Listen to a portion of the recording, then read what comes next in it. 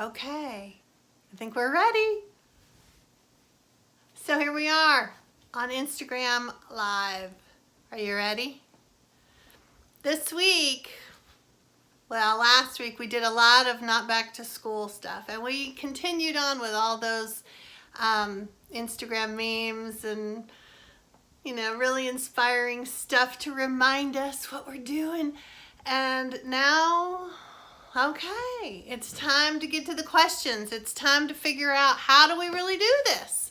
So hello, I'm gonna just hit wave on these and see if it works. I don't know.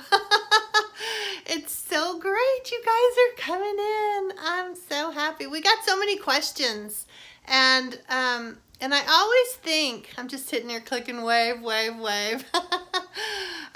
Tell me where you are, and I always want to know what time it is, because I talk to people in all different time zones, and so I'm like, okay, it's 11 my time, but it's 7 o'clock at night their time. So let me know where you are. That would be fun.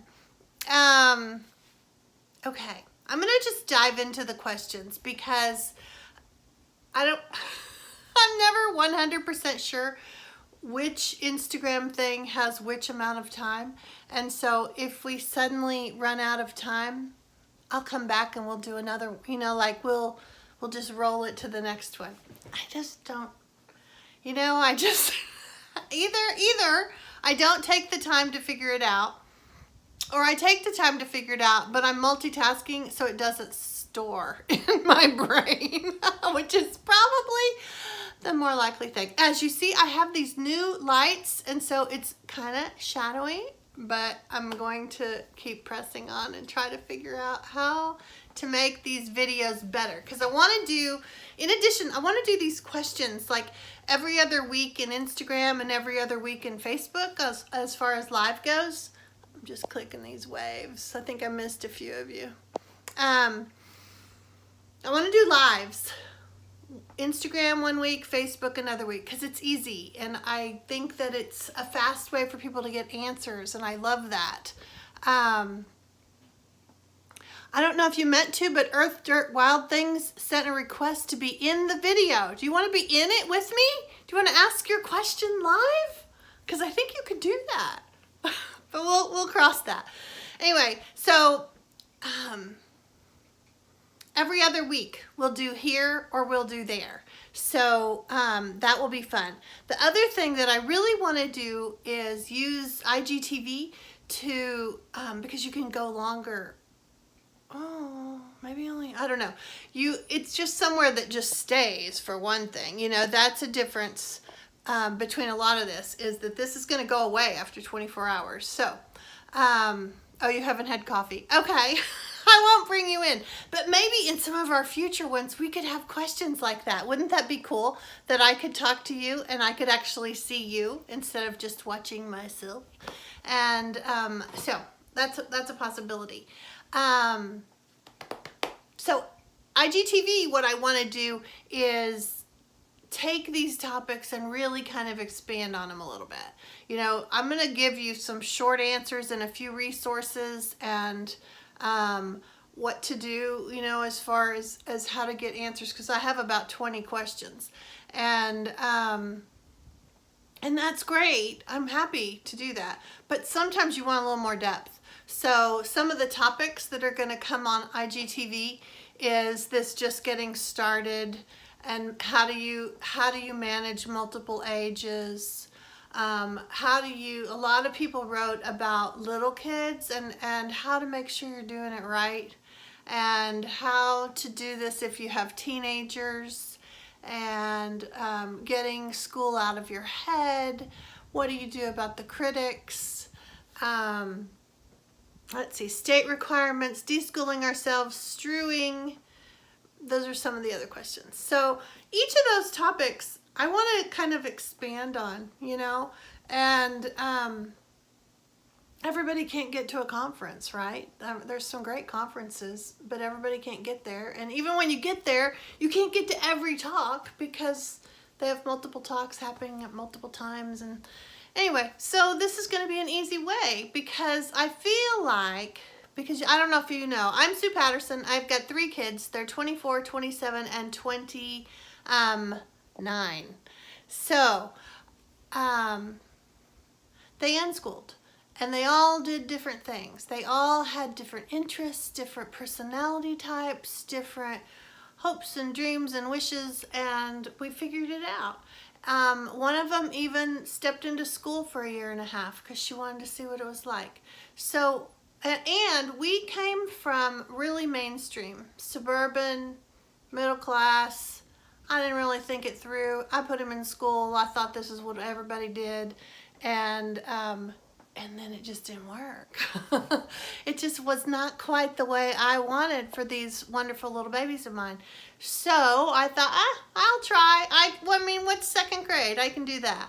And that's what we dove in, and the adventure began. So I want you to know that no matter where you come from, what your background is, you can do this. If I can do this, you can do this. I'm just an average mom from the burbs, and it's so doable. So, okay, let's dive in. Well, before we dive in, I want to do one little plug because I would love to have you guys join my private coaching group.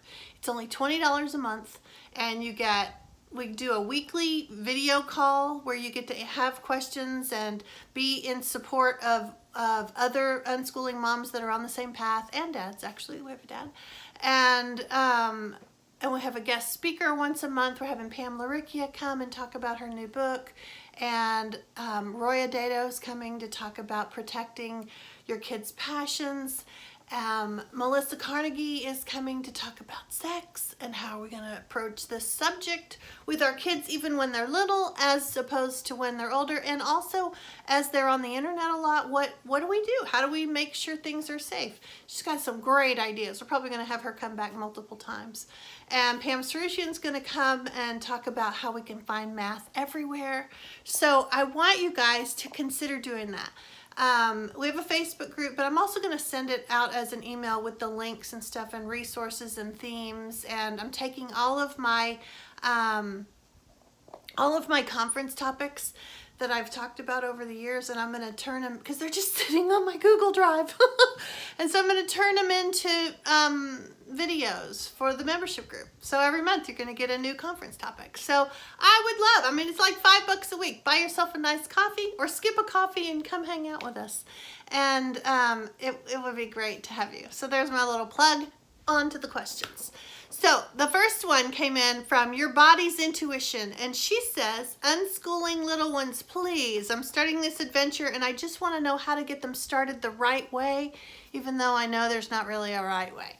Okay, the first thing I want to tell you, and it really goes for everybody because it's not just for the little ones, is read up on play. Play is like the solution. We have all been kind of conditioned against playing. You know, even that biblical thing about put away childish things, it's just like conditioned into us that we are, we're too mature for playing. And so we resist it, right? As parents, do you resist playing? Like your kids are like, oh, let's play another game of Candyland. And you're like, ah. And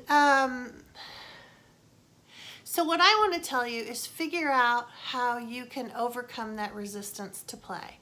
Because the more you play with them, the more connected you are.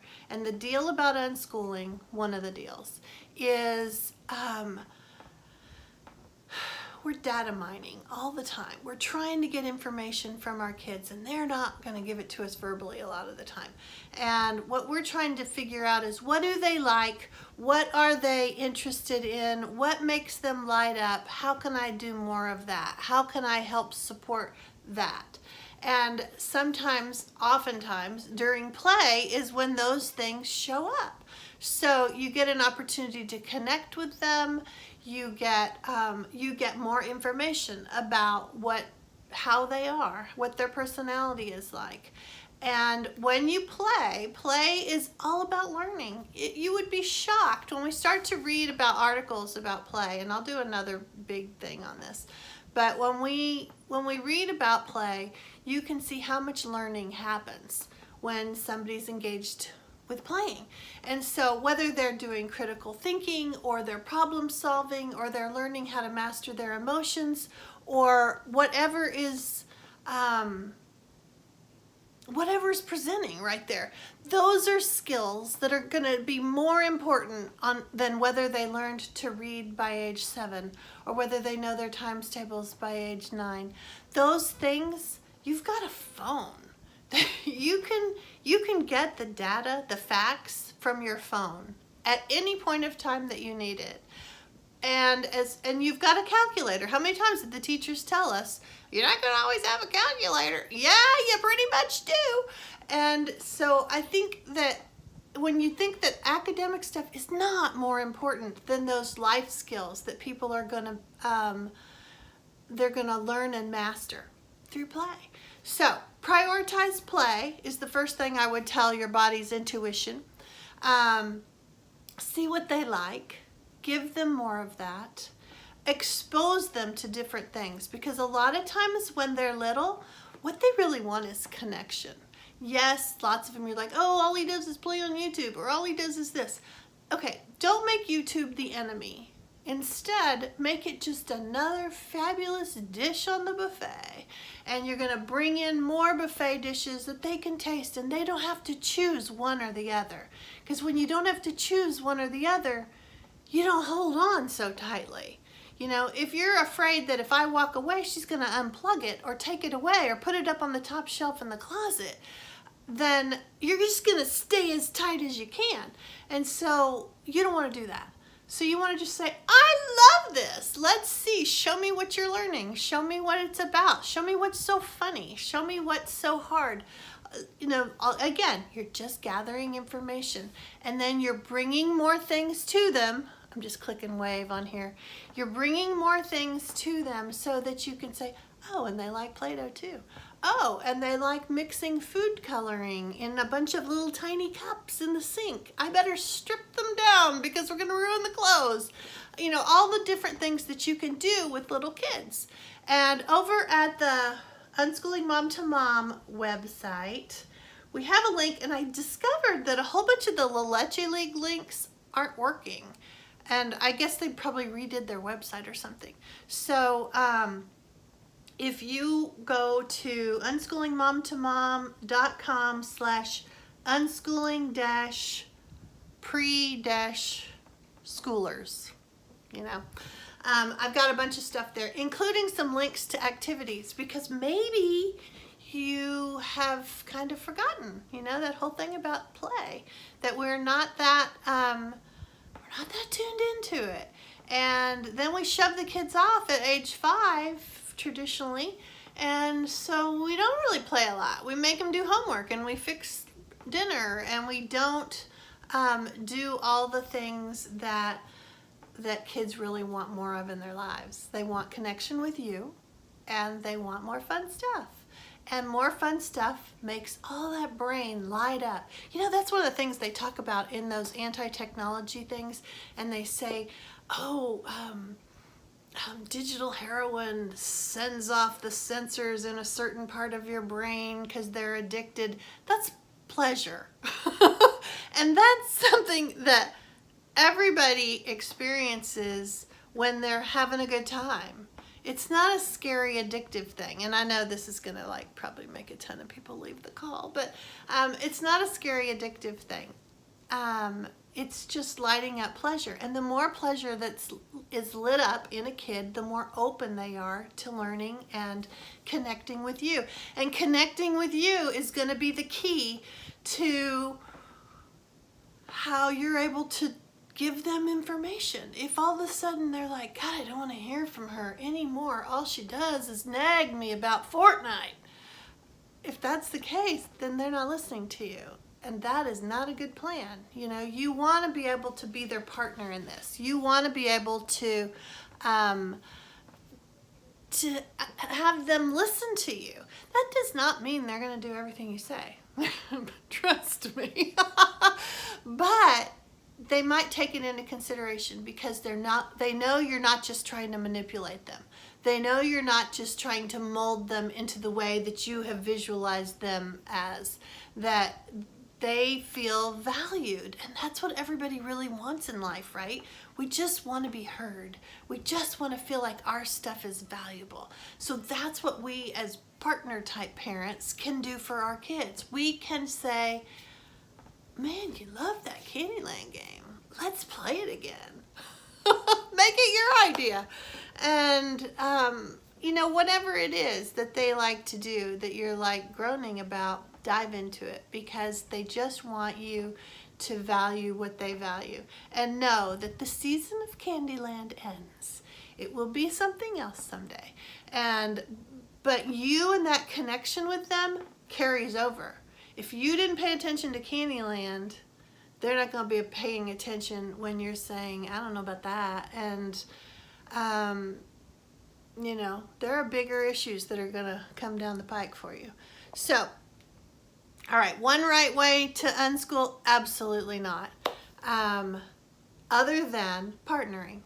So that means totally unique and individual. You and all the stuff that you bring to it, and them and all the stuff that they bring to it. And how do you guys connect more? Okay? So that's what's going to be the most important thing, whether you're talking about a little kid or you're talking about a 16-year-old. It's the same. Are you partnering with them? Okay? So, pretty good for that one. And then Serena Gray, hello, says deschooling ourselves is her big hang up. And I mean that with all the love in my heart. So, over at the Unschooling Mom to Mom page is also a section on deschooling. Also, I have a blog that's at suepatterson.com/blog, where I have broken down the blog post that I've been writing for over 10 years into categories. I think deschooling might be a category of its own now because I've written so much about it. And the idea of getting schoolish ways out of our heads is hard. And it is something that it has really, really been ingrained in us. And it's continuously ingrained in us by stuff we watch, by movies, by our friends, by the community, by the back to school sales, by the commercials. Everything says school, school, school, school, school's the only way, it's the only way. And it's everywhere. So it takes some real deliberate effort to undo some of that stuff that's going on in your head. And some of the ways that you can do that is read a ton. The answer is always knowledge and support. Get more knowledge, get more information, and get more support. So that when you are having one of those kind of low moments and you're thinking, oh, okay, we'll be unschoolers except for math. When you're thinking like that, then you need to talk to some people who can explain to you, they can explain to you that, you have this math phobia because you had math exposed to you in this schoolish way. Perhaps you don't want to repeat that. Just a thought. That's another whole talk. Anyway, you want to try to talk with people who can help you. That's why I love my little private group, because they can jump on in the middle of the week and say, oh my gosh, this is driving me nuts. And then other people are like, oh gosh, are we living a parallel life? This is happening to me too. Here's what I did. And it's really supportive. It's only about 30 or 40 people. And so it's not giant and impersonal. So, and then I'm in there too. Okay, let's see. So deschooling is hard, so give yourself time and read a bunch, gather and you can do, sometimes some of the free groups are smaller. I don't know. It just depends, because occasionally you'll run into some groups, they're not really giving great information. That was one of the reasons we created Unschooling Mom to Mom, was there were a whole lot of people that said, unschooling's anything goes. Yeah, within some parameters. And then other groups that were just mean. I didn't want to do mean. And I didn't want to do wrong information. So that's, that's the purpose of that. But it is not the best place to get support, where you feel like, oh, they know me, you know. It is a great place to get information, though. A quick information where you want a lot of people's opinions from all over the world is great. But support for you, you might need something else. Okay, so let's see. Online Coach Mom 2014 says how unschooled kids get transcripts for high school and go to college. It is a lot of people's fear, because we have really been indoctrinated to the idea that school is the only path to do that. And it isn't true at all. And honestly, I was just talking to a parent yesterday, and their kid was going to go to community college, and she had written this elaborate thing of what they had done and was trying to figure it out on how to turn it into a transcript. And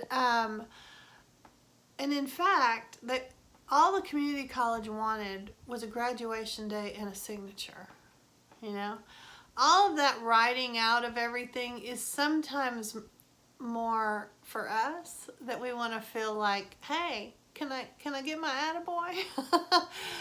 Can I get a little bit of approval and validation that we contorted ourselves like Gumby dolls for this kid, and now they're ready for college?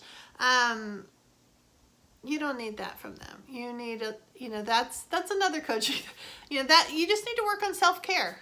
There's just a thing that that you need to look at. How can you get the approval that you need? Something that's very schoolish, that we've really been conditioned to think that we have to seek approval from somebody else. We can't just approve ourselves. That would be weird. No, approve yourself, and I even have a permission slip. I'll put it up on Instagram. I have that you have permission, and you have always had permission to do what you need to do for yourself. So as for transcripts, I do have a link also at my website on Unschooling Mom to Mom. No, Unschooling Mom to Mom. How do we do the teen one? /unschooling-teens will take you to a bunch of stuff. It'll take you to my free ebook. It'll take you to my other book that is Homeschooled Teens, where 75 kids have, does every community college only require a date and a signature? I mean, they want to see more stuff on there, but when they're checking their boxes, that's what they're checking. So if you say, oh my gosh, there's no foreign language, they're not reading it. You could put Japanese studies, and your kid was super into anime for years. Okay, that's about a couple semesters worth of Japanese studies. Only you care. Only you, and your kid barely cares. Your kid just wants to be able to do what they want to do. But, I mean, don't think that I'm saying you can hand them a piece of paper that says, I hereby say they're graduated, here's my signature, here's my date. You can't do that. And over at my website, as well as at the Unschooling Mom to Mom website, we have links to some transcript samples, the ones that I did. Pam Srushian did one that was more narrative, and it's different in different states. For instance, in in Texas, where we are, you had to present a transcript, and in California, they had to have a diploma. So those are two different things, and not always before you. I mean, in Texas, it had to be before you started, but in California, you could just start taking the classes. You took a test, and that works in most states. Is that that's what we're talking about? Perfect timing, nomadic fruitarian. We're talking about teens and having them going to college, and what to do about transcripts specifically. And so so I would tell you to go ahead and grab my free Unschooling Your Teens ebook, because it's linked. It's easy. It's like, I think it's tiny.cc/unschoolingteens, and then you can get it for free right away. Otherwise, message me and I'll send you the link for whatever you're looking for. So for teens, you need to just engage where they are and what they want to do. Do more of that. Get away from the idea that we must be all well-rounded, because well-rounded can happen over the course of a lifetime. It does not have to be well-rounded by 18. That's you're just looking for battles if you try to do that.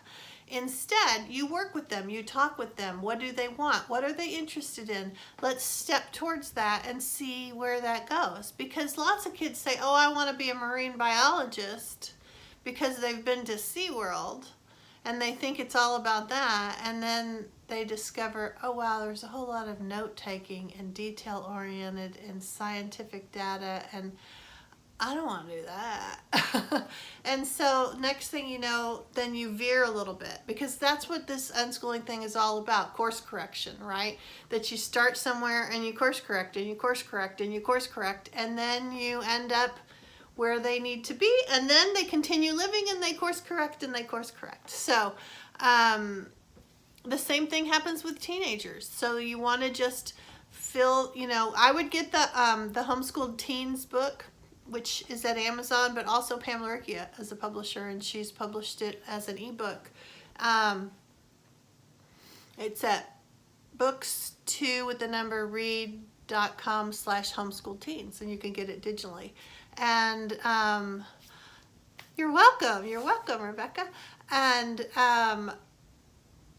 what's nice about that book is that it's all kinds of kids from all over the place doing all kinds of different things. And so it might help you kind of open up to the idea that there are so many different ways that somebody can learn, or that somebody can engage with other people, or that they can pursue passions, or just dip their toes in curiosities.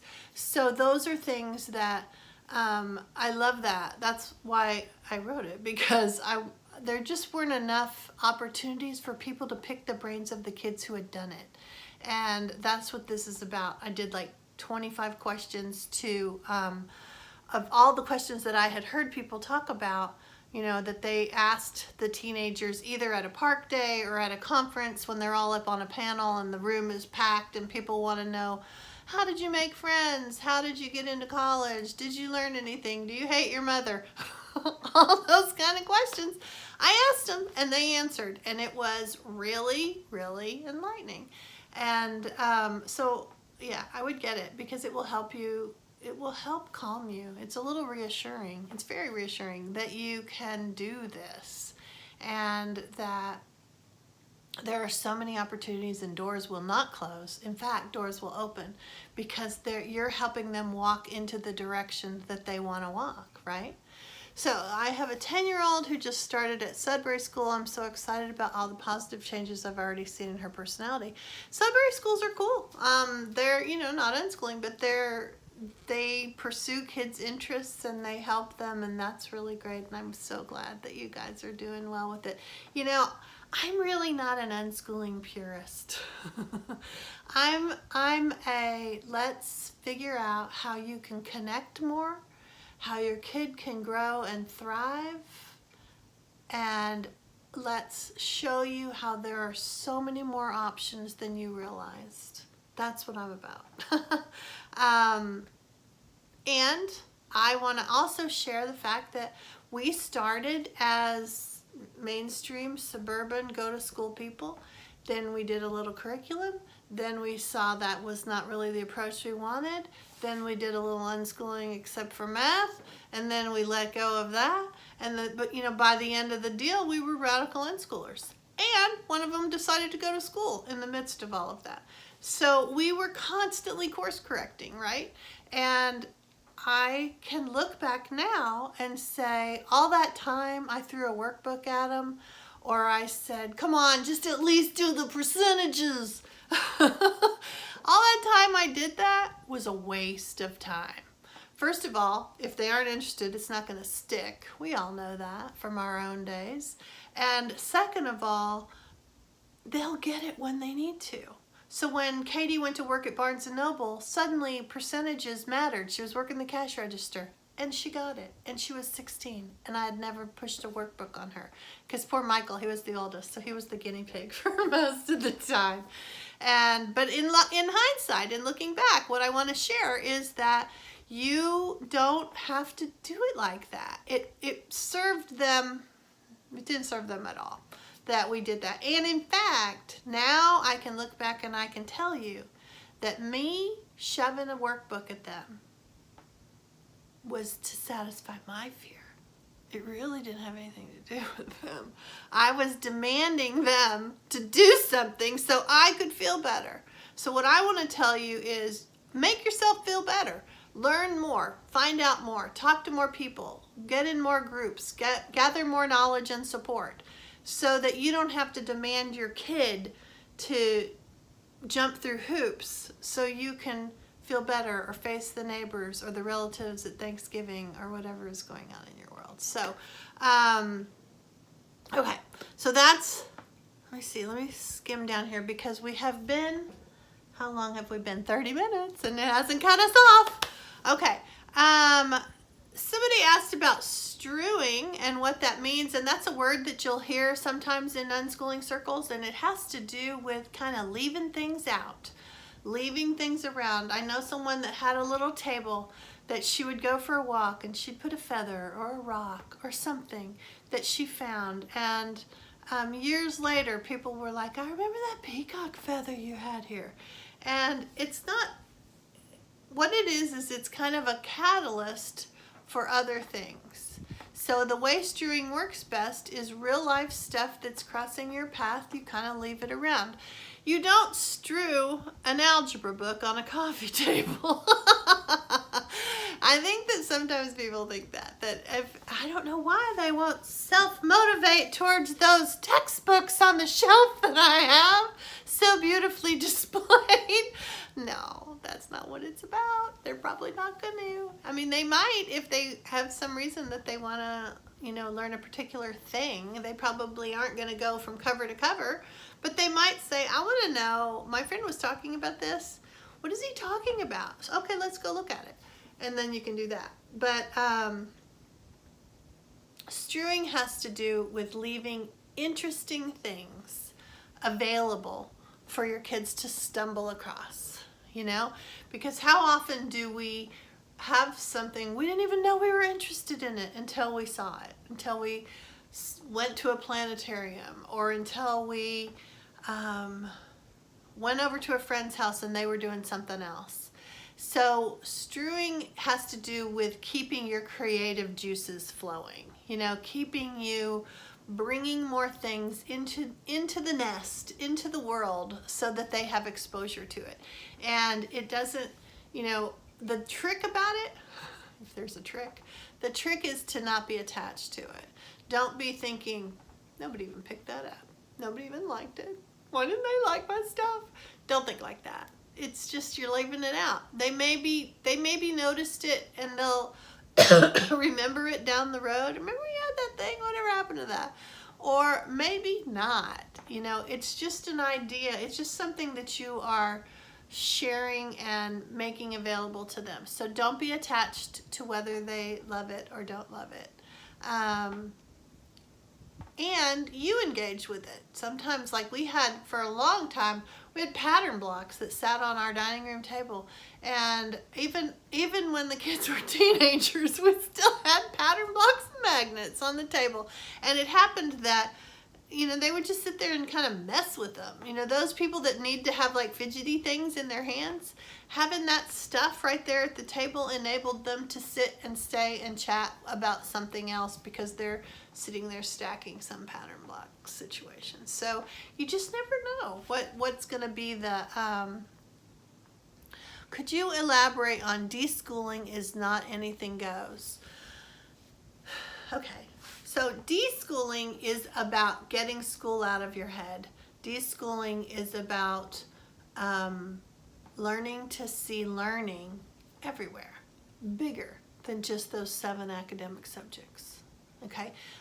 It's about valuing the learner and understanding that the learner is the driving, is driving the boat, not the teacher and the lesson plan, but the learner. Okay, so in deschooling, sometimes what happens, maybe like if you've just brought a kid home from school, they're totally used to somebody spoon feeding the stuff to them. So they're like waiting for the spoon and it's not coming. and it may take a while for them to get used to that. And, you know, we probably need to do like hours on deschooling, because you need it for yourself because you went to school, and they need it because they have been exposed to this kind of schooly way of thinking, and they're doing something very different. And depending on their age, especially if they're a little bit older, they're a little self-conscious when they do things differently. So you want to make sure you help them understand it a little bit better. But sometimes we hear that anything goes part attached to deschooling when they're like, well, all he does is play computer games. All he does is this. All he does is that. And first I would have you reframe it. Is that really all he's doing? Is he not getting up to eat? Is he not making it to Taekwondo? Is he, you know, is he doing other things? Is this just his thing he does at home, like you and I get on Instagram or you and I get on Facebook? Is this just his thing? And could I engage with him more? Could I talk with him about, hey, this is cool. I'm so glad you get to do this to your heart's content. And also there's this cool festival coming in town I want to go to, and I want you to see a couple of things there. We don't have to stay long, but I want to go. What do you think? And then when they feel like you're not going to like shut down their interests, they're more likely to listen to what you have to suggest. Oh my, more questions are coming in. Can I start with a senior and a sophomore? Sure. The thing about, I mean, the senior is probably almost done, right? The senior, you would just, one of the things, and it was one of the questions on here too, somebody was asking about a notice of intent, and somebody else was asking about assessments, and you need to check locally about those kinds of things, and including your senior. You need to see what does it take to be graduated and what does it take to legally homeschool. It's possible for the person that it scrolled away now, but the person that said they had a senior, it's possible that the compulsory attendance requirements, which is what the school, the law is about, it's possible that it doesn't even include an 18-year-old or a 17-year-old. It might be like from 7 to 16. So look and see. That's why it's important, and that varies by state. That's why it's important to check with your local groups. And over at Unschooling Mom to Mom, we do have that too. We have a list of Facebook groups that that are unschooling friendly, which means they're not going to tell you got to do these curriculum things to be legal. And if you go to unschoolingmomtomom.com/find-local-groups, maybe you can find one in your area. And it doesn't have to be necessarily your city. It could be the other side of the state. But it's a state is going to be able to give you information about how to meet their requirements. A lot of the teenagers end up jumping into community college kind of early. And that works really well for them because, number one, it helps them feel good about what they're doing, you know, so that people don't say, oh, you're just a dropout. Like, I'm sorry, I'm going to college. I'm done with this. And then also it, I'm still clicking the waves. Also, it satisfies something like maybe you never did math, and then you have them take an assessment at community college, and they start in on some, I don't know, developmental type math courses because that's where they scored, and then they take those. And that is kind of like what they're doing for their sophomore year or their junior year, is that they're taking these courses at community college. So that's a possibility too. There's just a lot of possibilities is the thing. And I think that's what people don't realize is one of the reasons that it's hard to tell people stuff and how to condense this all into one little 45-minute thing is there's so many things. There's so many options. There's so many ways that kids can learn and tap into the community and walk through open doors. So many open doors. You know, we're so afraid that we're closing doors, and in fact, we're coming to a place with so many open doors. How can you apply this concept to kids with special needs? I honestly think that kids with special needs need this the most because they are, when you have to go to, when you're in school and you're doing special needs type thing, you are so categorized, so labeled, so pushed aside that when you unschool, you meet a kid where they are, regardless of where they're supposed to be, right? You don't have to tell them, no, everybody else learned how to do this 10 years ago. You don't have to say that. You just say, what do you like? Let's do more of it. And then you fill their life with joy and happiness, and it grows their strengths. And just, so it's very, I guess I don't see any difference at all with special needs kids, other than the fact that they really get a rough time when they go to school. And so I think that you can avoid that. You can simply let them have this full, rich, interest-driven, supportive environment that unschooling can offer. And it can offer it to the special needs kids just like the high achievers, you know? I do sometimes, I mean, I just think that it's really helpful no matter where you are, because it's really about connection. It's about you supporting them where they are and helping them move forward or sit still for a long time and being okay with it. All right, you're welcome, you're welcome. Let's see if there's a couple more on here. What to do with critics who happen to be family. Yeah, we all have those.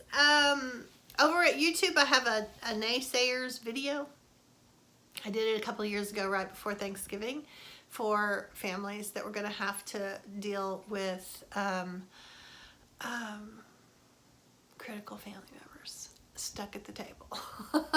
And it really will kind of help shape you a little bit. It'll help reframe it in your head, because sometimes when you think about it, they're either coming from a place that they don't know what they're talking about, or they are really worried. They're really afraid you're gonna screw up, or they really don't have a lot of confidence in you and your abilities. And you're still kind of looking at, are we all in old roles? You know, if I'm the little sister, do I ever get to be the mother? Or will you always see me as that little sister, you know? And so as adults, we have to learn to create new roles for ourselves, because we change roles. We are not always that. And then we have to convey it and be it. And sometimes it's hard, because sometimes we slip back into those old roles because it's so familiar. We're back in the same house and we're back with these same people, and they still do that bantering the way they always did. You know, so it takes some effort to create a foundation that you can really count on. And you need a good foundation before you walk into that crowd, or you need a really handy exit approach. So I think that, you know, I have some articles about naysayers, and if you go to SuePatterson.com/blog, I have a whole section of articles about critics and naysayers, what to do when they're quizzing the kids, what to do when they're quizzing you, and then a couple of videos over at YouTube, which is at Unschooling Mom to Mom.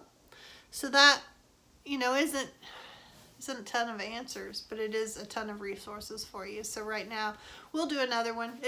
Like I said at the beginning, I'll add it to the list for IGTV of things that we're going to do to talk more. We did, when we did that 5-video series last week, if you go to the events section on Facebook, on the Facebook page for Unschooling Mom to Mom, you'll see Not Back to School, and click it, because that's just the collection of all the videos. And day 4 was about critics, and day 5 is about what to do, how to get school out of your head. So the deschooling question, people probably should watch that, number 5. It's not cleaned up, it's just a live stream video, so it's just me talking and answering questions and waving to people. But that's the topic for it, and I rambled on for quite a while. And then the critics one is one that I know all too well, so I had quite a bit of information for that one. And so that's another resource for you. Okay, I think, let's see. So notice of intent, also get with the locals on that. And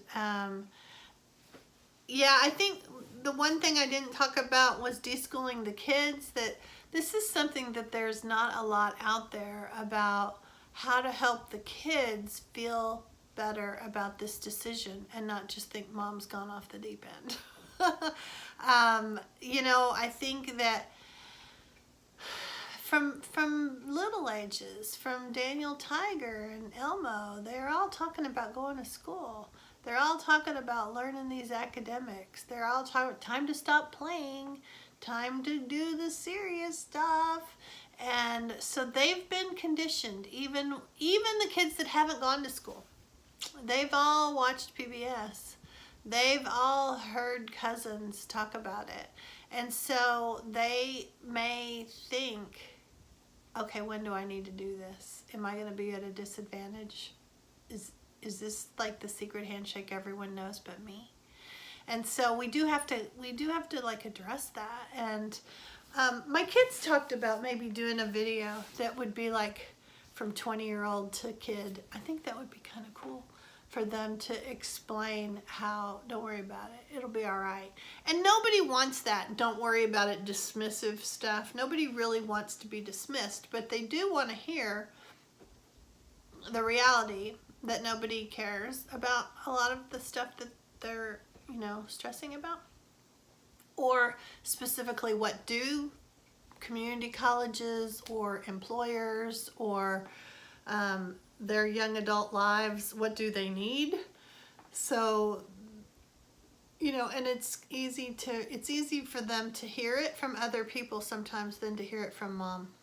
That's why it's so important to build that connection so that they will listen to you. But a lot of the time it does help for them to hear from somebody else, that it's not just, yeah, I know, Mom, you say I'm great. Yeah, I know.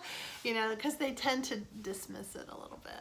And but I think that when somebody says, oh, I don't think I'm learning enough. So you ask them, what do you want to learn more about? Sharks. Great, it's Shark Week next week. Let's watch every one of them. Let's pull up our phone and get more information from the stuff that we're seeing. Let's take a trip, or let's just virtually take a trip on the computer on where the sharks are migrating to, and the temperature of the water, and what affects the temperature of the water. And you know, one thing really does lead to another when you're engaged in a topic. So maybe that would be another IGTV, to just take topics and then I can show you how one thing leads to another and to another and to another.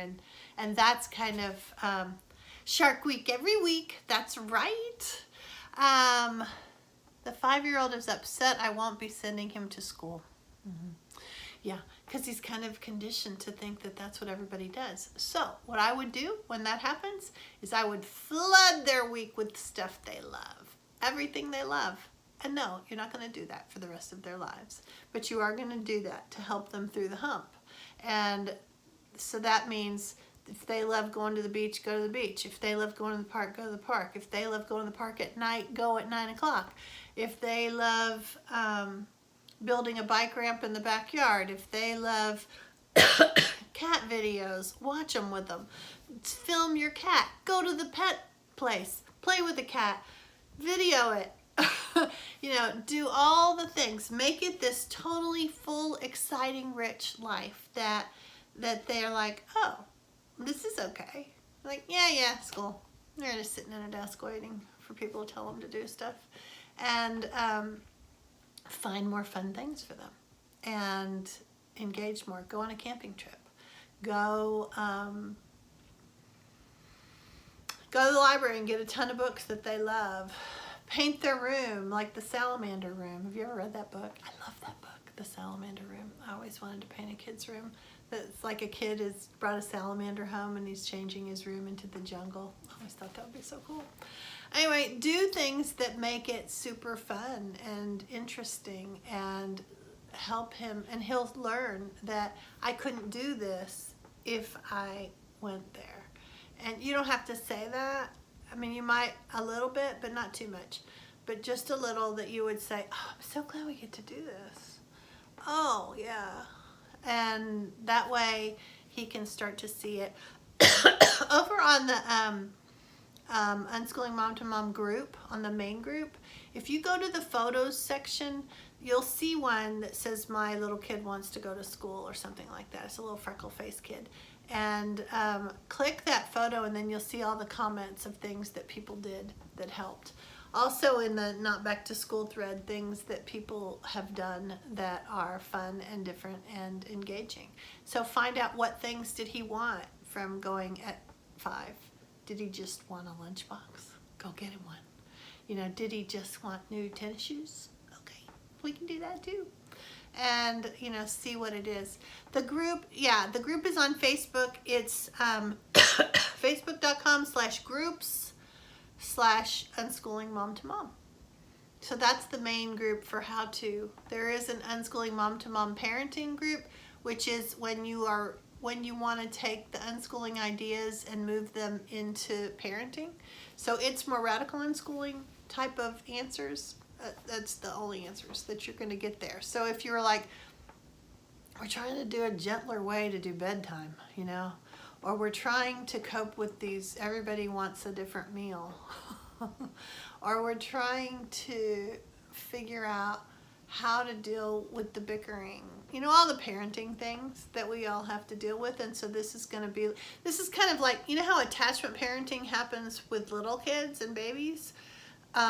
Radical unschoolers are kind of like the attachment parents that continued attachment parenting and continued to do it with bigger kids. So it's kind of interesting. You know, it's not mainstream, but it is, and it took me a while, you know, to embrace it. First of all, I didn't like the word radical unschooling. I thought that was like too in your face. And there were some things. We lived on a ranch. I couldn't imagine saying no chores. The animals would die. And so it took me a while to figure out how do you do a radical unschooling approach to this. And we figured it out, and it works. And but that's another story. Okay. All right. So you got that. Yeah, Catherine. So the parenting one is the radical unschooling one, and the one for the little kid that wants to go to school, I don't know if that was you, but there's a picture, and that's on the main group. So that's that. All right, so I think it's 5 till. We'll wrap it up. It's been about an hour. Pretty good, right? So remember, we're going to do this every other week. 1 week it'll be Instagram, 1 week it'll be Facebook. We'll just do questions. And join us over on the private group if you want to stay connected.